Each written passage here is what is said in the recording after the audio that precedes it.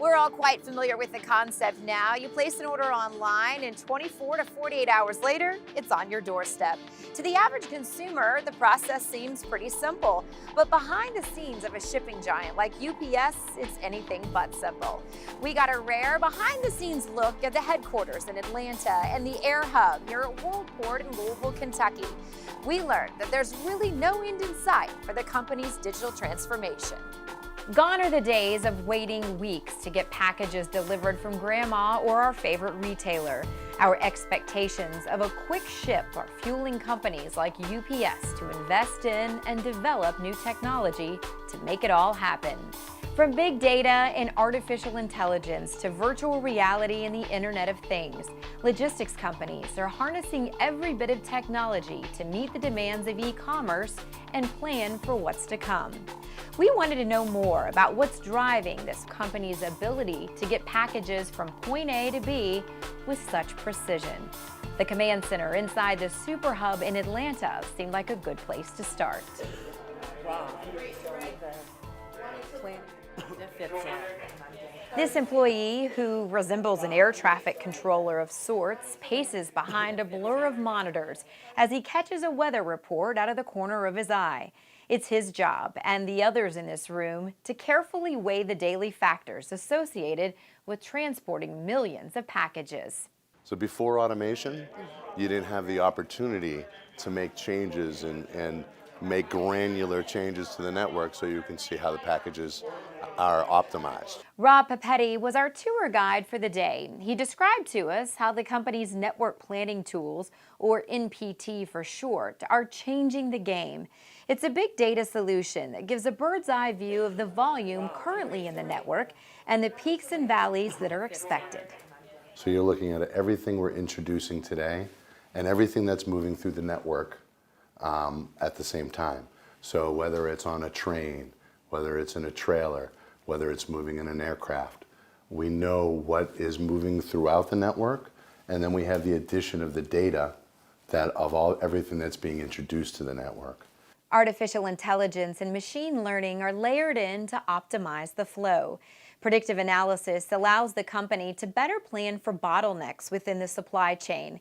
The impact of tricky weather patterns and traffic snarls can now be lessened as routes are changed on the fly. And what we do is we have an operations research team that continuously looks at those algorithms and uses machine learning to find new ways to group these things and create the best forecasts into the future. And as the control center looks to distribute the loads, the workers inside the hub keep the flow moving. A dizzying maze of conveyor belts, chutes, scanners, and other high-tech equipment fills the 1.2 million square foot facility. Cameras scan every package from multiple sides after they're loaded in. Now we're reading the label and getting the dimensions and the weight of each piece as it moves through. The intersection of humans and automation can be seen throughout the building. Driverless tugs move loads from one end of the building to another as automatic feeders take cues from the network planning tools to determine which packages will go down which chute. UPS's story of digital transformation started as far back as the 80s when the first handheld device was introduced to drivers. CIO Juan Perez says there really is no end point for their transformation. In all my business discussions with my business partners and in my own engineering function, it's rare when we have a discussion that doesn't involve some form of technology, where technology doesn't provide some way to differentiate UPS or help our people do their jobs better or support us in being more efficient, being more effective. So technology is just part of the normal conversation. It's not like IT sitting out there and IT becomes an afterthought, right? Where you start having all these kinds of business discussions, and then you say, well, now let's bring the IT people in. I really don't think that we're there anymore. As an organization, IT has a great seat at the table. And in that position, we are capable of providing support to our business. We're capable of providing guidance. We support brainstorming sessions. We support creation of new products and services through IT. And quite frankly, IT and business today are just one. It's the way it's got to be if you want to be successful in the future. And looking towards the future, it's the power of data that excites Perez the most. Supply chains, he says, will have to be more nimble and react even quicker, and it's data that will make that possible. He also points out the company's hybrid cloud setup is making it easier for IT professionals to meet the needs of the business. And as the needs of the business change, it's UPS's Advanced Technology Group that's tasked with creating what's next. Bala Ganesh is the VP of the group. So the cool thing is looking forward and saying, what are all the things that's out there? What are the new technologies that are out there? And most of them are very speculative right now. And saying, what bet should I need to put to make this something that I want to put some bet on? And some of them will work, some of them don't work, but at least now I'm starting to put the chips on the table. So I'm starting to see some returns in the long run, right? A good example of that investment can be seen in the company's new drone program. The unmanned flying vehicles are making waves on medical campuses and will no doubt play a bigger role down the road. And just recently, the FAA gave UPS the first full approval for a drone airline. That means UPS has the right to operate as many drones as it wants. Technology touches every corner of the business, even areas like the training department. Extensive programs involving virtual reality are being used to teach employees in a safe environment how to better do their job.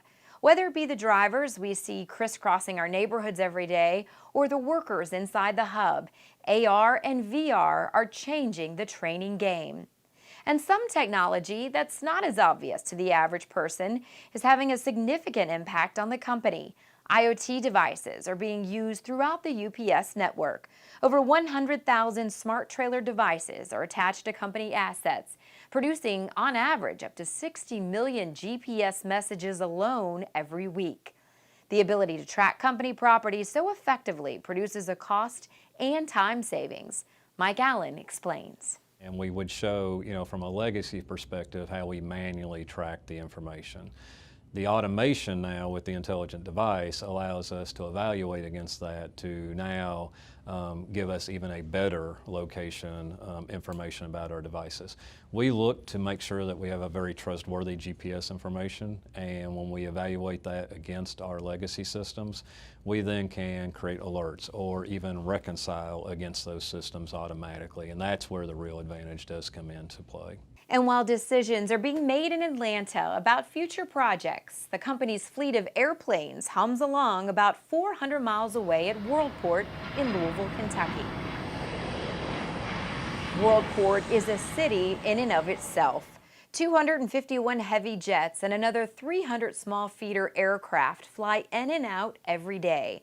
Planes are seen taking off and landing at a mind-boggling cadence, while millions of packages are processed inside the hub. It's considered to be the largest automated sorting facility in the world. Inside the UPS jets, the floors are lined with an intricate system of rollers that hold in place the containers that house the packages.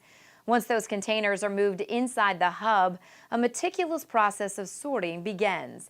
The same technology in Atlanta is in play in Louisville. The results of automation are evident throughout the building. Jim Mayer gave us a look inside and explained how the facility operates in 2 shifts, morning and night. About 800,000 during the day, about another 1.2 million at night.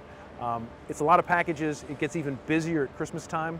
The week before Christmas, that 2 million doubles to more than 4 million. The wheels on the floor of the sorting hub guide containers throughout the day and night to conveyor belts where the packages are sorted by the information that's contained on a smart label. Because of technology, things are very different now at Worldport. Years ago, our sorting was entirely manual, and so employees had to memorize literally hundreds of zip codes because you had to know, does it go on this belt or that belt? Now it's automated. It comes out of the container, it's read by a scanner, and from that point on, it is sorted through 155 miles of conveyor belts throughout this facility, comes out somewhere else, anywhere else in the building for an outbound flight. And the pilots benefit greatly from technology as they can now get up-to-the-minute information on the fly. Up until even several years ago, pilots would carry a 40 or 50 pound bag with all the flight manuals that they needed for the airplane. Now all that's contained on just an iPad.